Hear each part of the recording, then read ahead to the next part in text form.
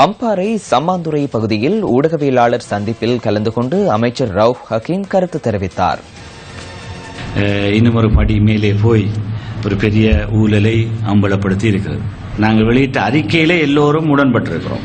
அந்த அறிக்கையில் குறிப்பிடப்பட்டிருக்கிற ஒரு சில விஷயங்கள் சம்பந்தமான சில மாற்று கருத்துக்களை, யாரையும் குற்றவாளியாக காண்பது என்ற விஷயத்திலே மாற்று கருத்தில்லை, தவறு இங்கு நடந்தது என்பது சம்பந்தமாக மாற்று கருத்தில்லை.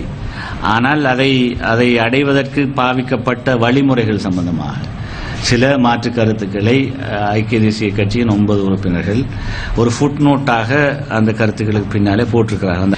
இது சம்பந்தமாக கொஞ்சம் காரசாரமாக அந்த அறிக்கையை வாசிக்கிற போது எங்களுடைய குழுவின் தலைவர் சுனில் ஹந்துனெட்டி அந்த உறுப்பினர்களை குற்றஞ்சாட்டின பாணியிலே பேசினார்.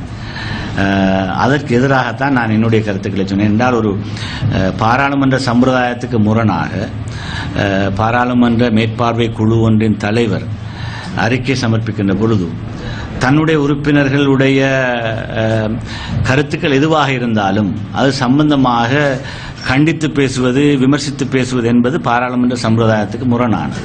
இறுதி அறிக்கையில் பெரும்பான்மையானவருடைய கருத்தோடு நானும் ஒன்றித்து என்னுடைய கையொப்பத்தை அதில் ஏற்றிருக்கிறேன்.